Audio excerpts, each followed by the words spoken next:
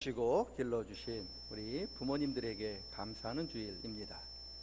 마음속으로야 늘 감사하고 있습니다만은 우리 부모님들이 신이 아니기 때문에 우리 마음속에 있는 감사를 모를 수 있어요. 그래서 내가 감사하고 있다고 하는 마음을 직접 표현하셔야 합니다. 찾아뵈셔야 되고, 못 가시면 전화라도 하셔야 되고, 그리고 세상적인 작은 선물을 이렇게 좀 부모님 앞에 드리면서 감사하다고 이렇게 표현을 해야 우리 부모님들이 기뻐하십니다. 저희 모교에서 저와 같이 어렸을 적부터 유치원 다닐 때, 그 어릴 때부터 신앙생활 같이 했던 친구들이 재작년부터 이제 장로님이 되셨고 이제 권사님들이 되기 시작하셨더라고요. 저희 모교의 목사님이 제주도 한림교회 출신이신데 지난주에 위암으로 58살의 그 젊은 나이로 하나님 나라에 가셨어요. 그래서 제가 이제 서울에 모교에 조문을 갔다가 조문을 마치고 오랜만에 우리 장로가 되었던 친구들 그리고 권사가 되었던 친구들과 이렇게 이야기를 나눌 기회가 있었습니다. 이야기를 하는 가운데 그 친구 장로님들, 권사님들 그렇게 부모님에 대해서 이야기를 하게 되었는데, 친한 친구 장로님, 아버지 장로님, 제가 어렸을 적에 장로님이셨는데 지금 암투병하고 계시다는 소리를 듣게 되었고, 또 친한 친구 장로님 또한 아버지는 치매가 있으셔서 지금 요양병원에 계시다라는 이야기를 듣게 되었습니다.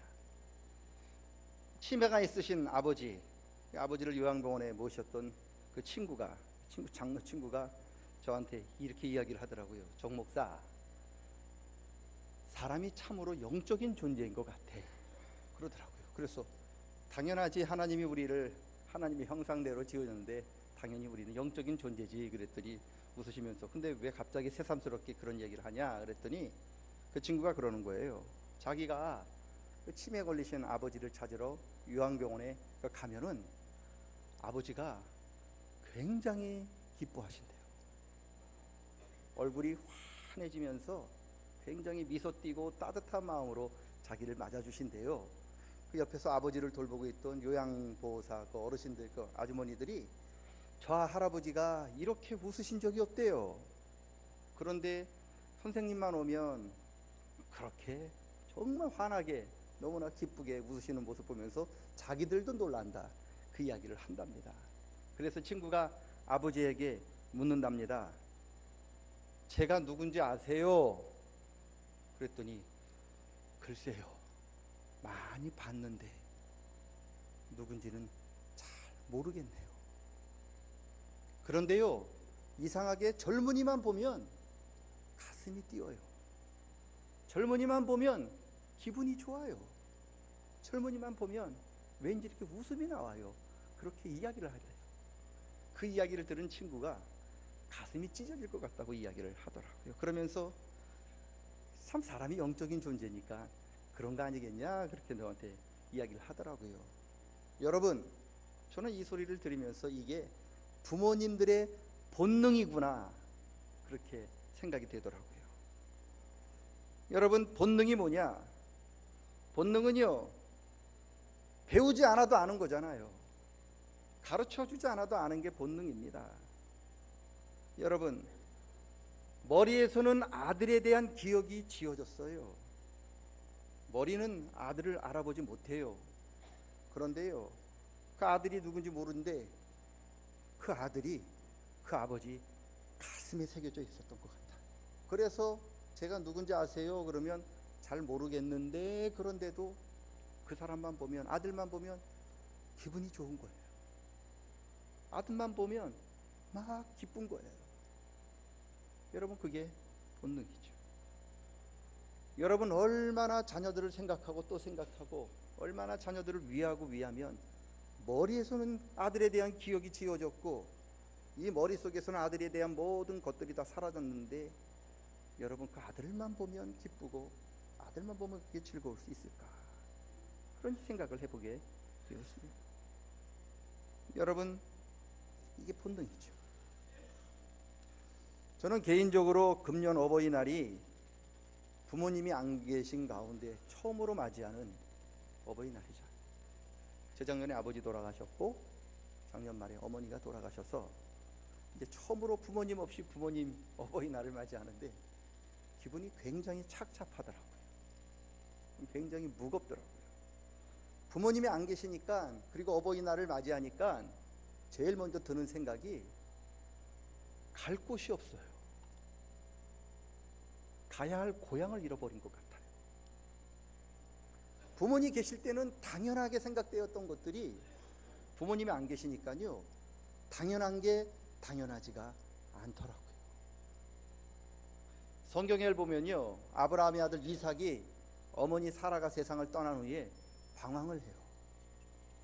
한 군데 붙어 있지 못하고 이삭이 광야 이곳저곳을 헤매고 다니는 모습이 창세기에 기록이 되어 있는데, 이제서야 왜 이삭이 그렇게 광야 구석구석을 헤맸을까, 그 마음이 조금 이해가 돼요.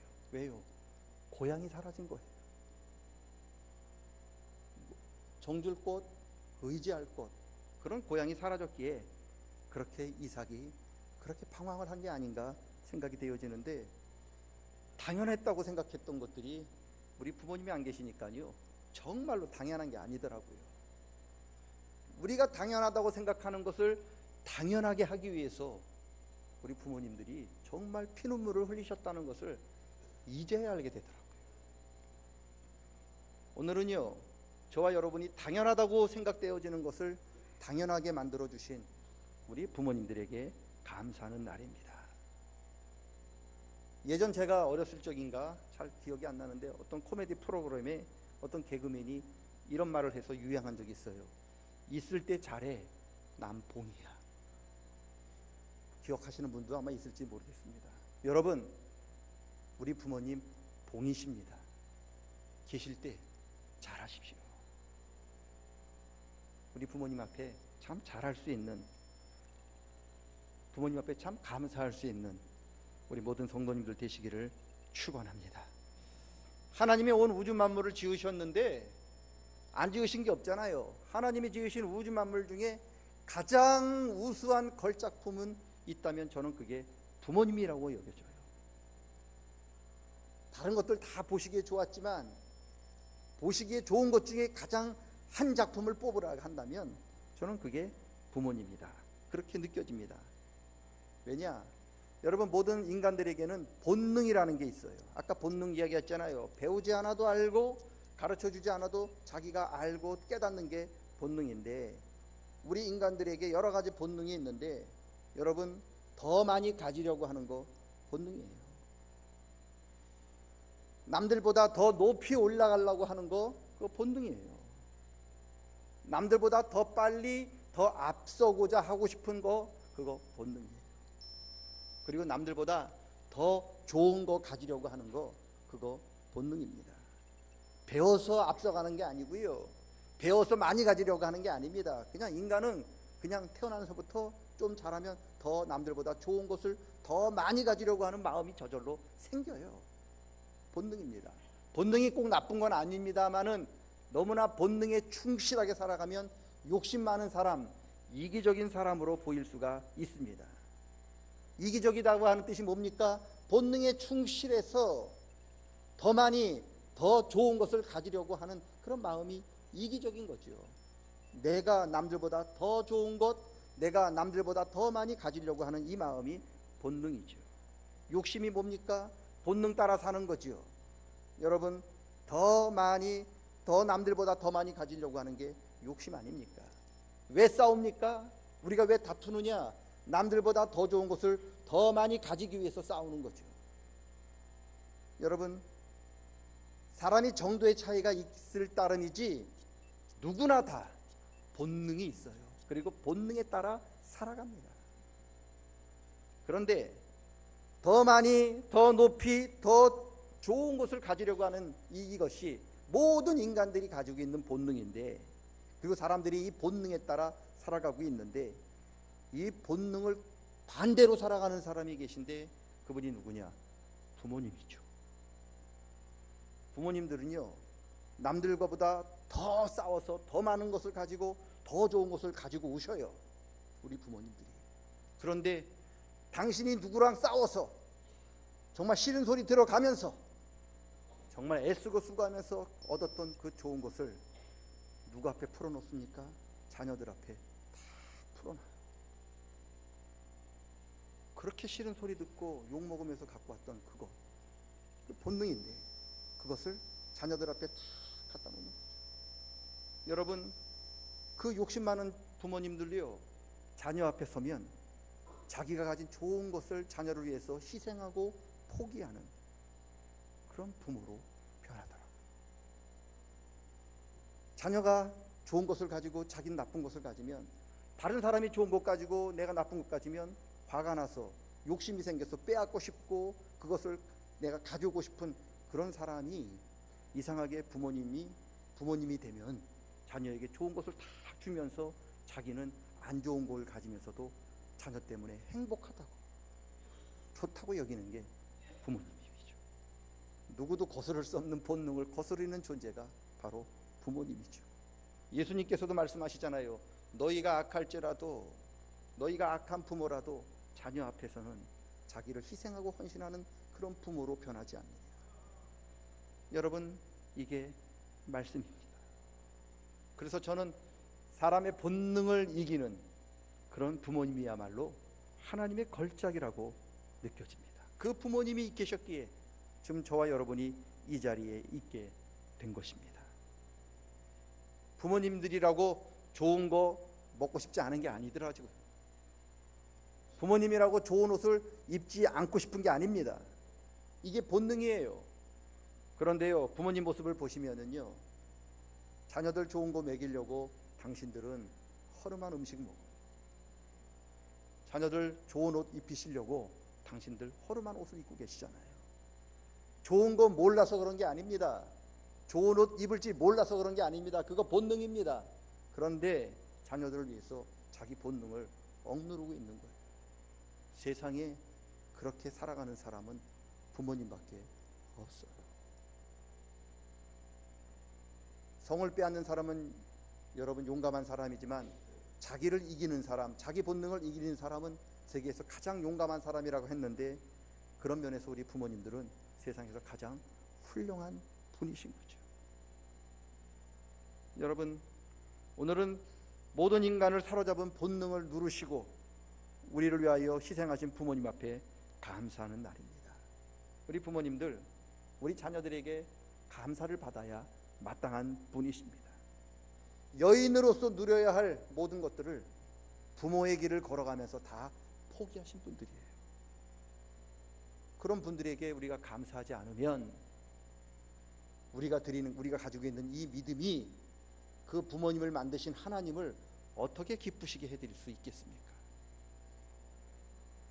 여러분, 그래서 우리를 위하여 헌신하고 본능을 누르신 부모님께 저와 여러분이 감사하셔야 되고 그 부모님을 잘 보살펴 드리셔야 합니다.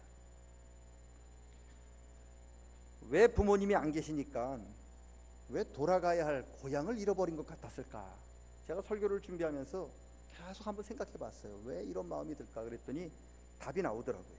세상에 그 누구도 나를 위해서 당신의 본능을 포기할 수 있는 분이 부모님밖에 안 계셔요. 세상에 그 누가, 그 어떤 친구가 그 다른 사람을 위해서 자기 본능을, 자기 유익을 포기할 수 있는 사람이 어디에 있습니까? 없지요. 그 부모님이 그래서 고향인 거죠. 그래서 그 부모님이 사라지니까, 부모님이 안 계시니까 그냥 고향을 잃어버린 것 같은 느낌이 드는 것 같았어요. 여러분에게 고향이신 부모님 앞에 감사할 수 있기를 축원합니다. 그리고 우리에게 이 부모님을 허락하셨던 하나님 앞에 감사할 수 있는 저와 여러분 되시기를 축원합니다. 성경은 우리를 위하여 모든 것을 희생하시고 심지어 인간의 가장 강력한 본능까지도 포기하신 부모님을 소중하게 여겨라, 그렇게 말씀합니다. 하나님께서는 예수 믿는 저와 여러분이 부모님을 소중히 여겨야 한다고 말씀하고 계십니다.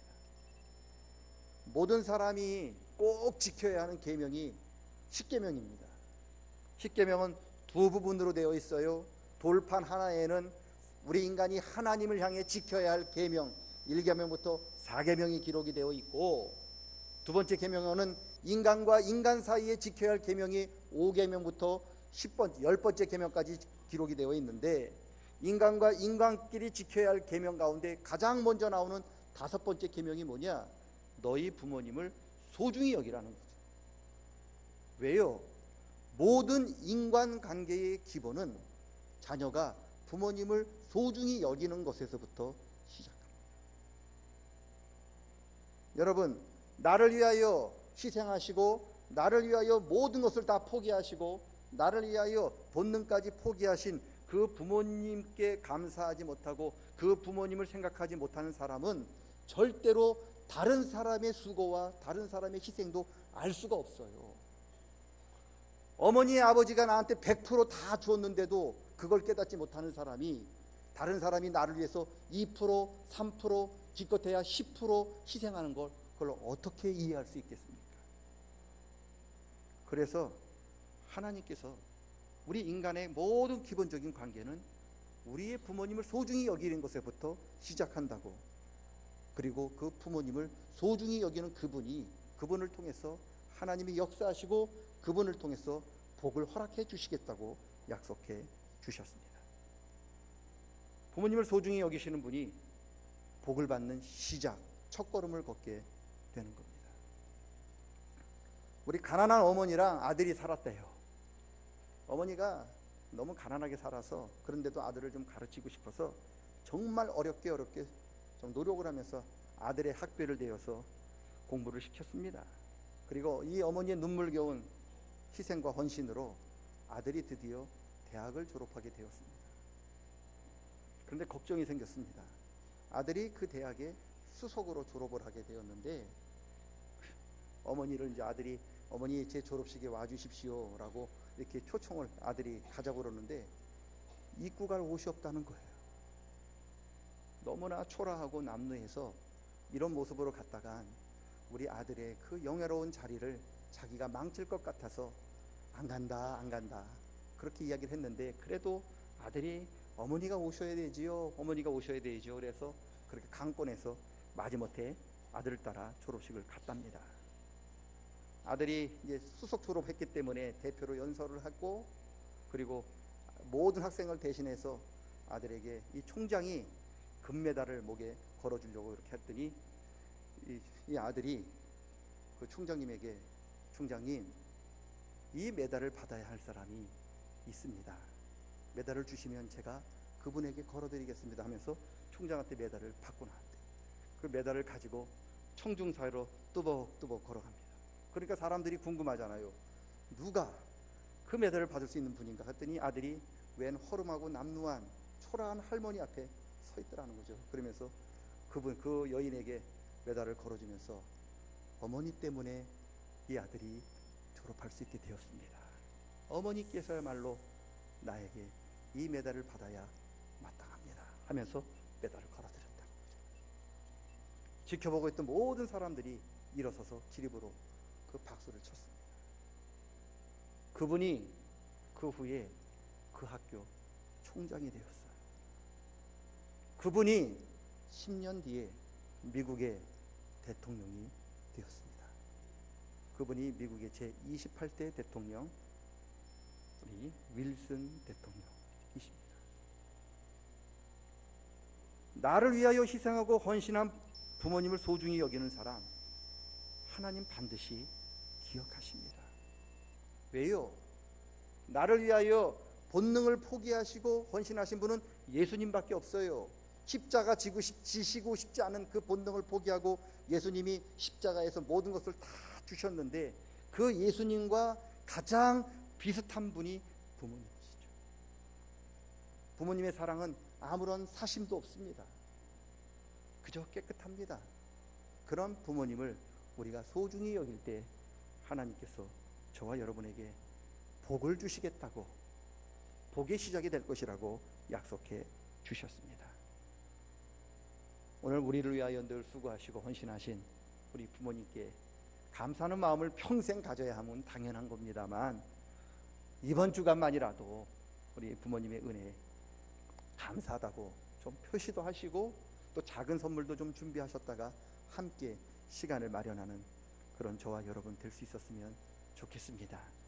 너희 부모를 소중히 여겨라. 이로써 내가 잘되고 땅에서 장수하리라. 이게 하나님이 주신 약속입니다. 그 약속을 누리시는 우리 모든 성도님들 다 되시기를 주님의 이름으로 간절히 축원합니다. 하나님 아버지 감사합니다. 우리에게 부모님 주셔서 감사합니다. 또 부모님 감사합니다. 우리를 위하여 늘 희생하시고 수고하신 이 아름다운 부모님 주셔서 감사합니다. 하나님, 부모님을 소중히 여길 수 있는 우리 모두가 되기를 원합니다. 우리도 부모님이 있고 우리 또한 부모입니다. 잘 우리가 부모님을 섬겨서 우리 후손들에게 부모를 섬기는 아름다운 모습을 믿음의 양식으로 믿음의 유산으로 잘 물려줄 수 있도록 주님 함께하여 주시옵소서. 예수님의 이름으로 기도드리옵나이다.